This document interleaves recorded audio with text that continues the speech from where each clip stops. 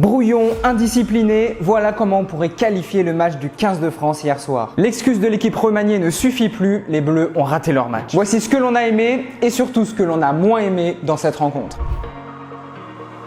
Il faut aussi saluer ses adversaires. Les Uruguayens n'avaient rien à perdre et nous l'ont fait très vite comprendre. Il a fallu attendre la 6e minute pour que les Sud-Américains entrent en action grâce à l'essai de Nicolas Freitas. Pendant tout le match, ils ont réussi à s'accrocher, à tenir leur plan de jeu grâce à une défense bien en place, rendant la tâche très difficile à nos Français. Avant de continuer cette analyse, je te rappelle que tu peux t'abonner à Cop Rugby pour connaître toute l'actu pendant la Coupe du Monde.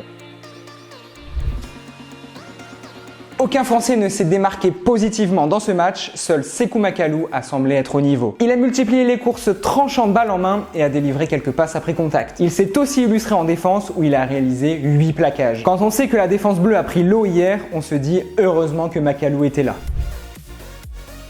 Dans ce match, l'Uruguay a montré plein d'envie. Et leur ailier Nicolas Freitas est l'homme qui a montré la voie à toute son équipe. Au-delà de son essai en début de match, il est auteur de 62 mètres gagnés, 6 courses et 3 franchissements. Un véritable poison pour la défense tricolore. A noter que Louis Bielbiarré a battu un record de précocité hier. Il devient à 20 ans et 86 jours le plus jeune français marqueur en Coupe du Monde, battant ainsi le record de Romain Ntamak. Maintenant, passons à ce qui nous a moins plu dans ce match.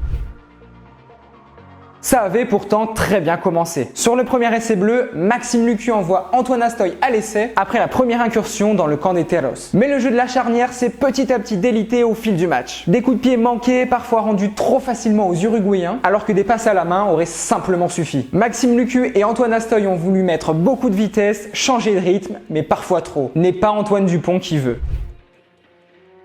15 pénalités concédées dans ce match, c'est beaucoup trop. Contre un adversaire d'un meilleur niveau, ça aurait été une défaite assurée. La semaine dernière contre les Néo-Zélandais, la France a été sifflée seulement 4 fois. Ça a d'ailleurs été la clé de ce succès. Mais alors, que s'est-il passé? Une attaque stérile, des passes manquées, des joueurs qui ne se trouvent pas. Tout ça crée de l'imprécision, de la frustration et donc des fautes. Romain Taofifinois prend un carton jaune à la 27e minute pour un plaquage haut, symbole du manque de rigueur tricolore. D'ailleurs, on s'en sort très bien car on n'est pas passé loin du carton rouge qui aurait été peut-être plus dramatique.